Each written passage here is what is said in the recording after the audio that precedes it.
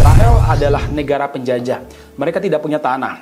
Mereka tidak punya negara. Dulu ketika Theodore Herzl sebagai tokoh Zionis datang kepada Sultan Abdul Hamid II untuk meminta supaya mereka diberi sepetak tanah di Yerusalem ataupun Palestina sebagai pemukiman orang-orang Yahudi.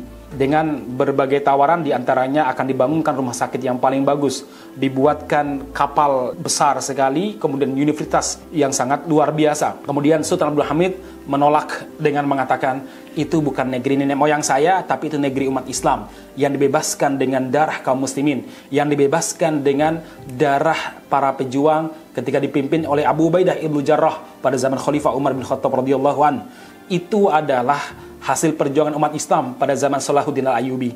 Jadi saya nggak mengizinkan. Kemudian Theodore Herzl dan orang-orang Zionis internasional bekerja sama dengan Rusia, bekerja sama dengan orang-orang Kristen, bekerja sama dengan orang-orang Syiah, dalam ini adalah Syah Ismail, untuk menghancurkan Turki Utsmani. Dan kemudian ketika Turki Utsmani hancur, maka orang-orang Yahudi membuat milisi, kelompok-kelompok semacam preman atau gangster. Kemudian mereka menyerang perkampungan-perkampungan kaum muslimin yang ada di Palestina yang sudah tidak ada perlindungan dari kekhilafan Turki, karena kekhilafan Turki sudah sangat lemah, bahkan bisa karena sudah hilang. Satu kampung mereka rebut, kemudian kampung tersebut mereka bulldozer, kemudian tanah yang telah dibulldozer mereka petak-petak, kemudian mengundang para pemukim Yahudi untuk tinggal di situ.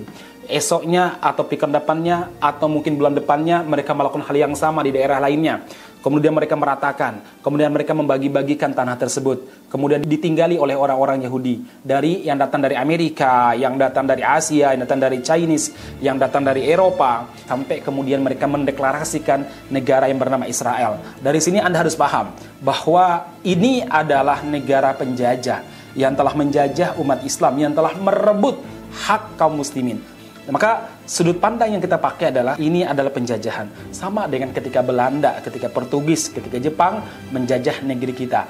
Artinya kalau umat Islam Indonesia melakukan perlawanan, membunuh tentara-tentara mereka, ini bagian daripada sebuah perjuangan, bukan sebuah pembantaian ataupun sebuah pemberontakan. Sekali lagi, negara Israel, negara penjajah yang resmi adalah Muslimin Palestina yang oleh sebagian negara tidak diakui.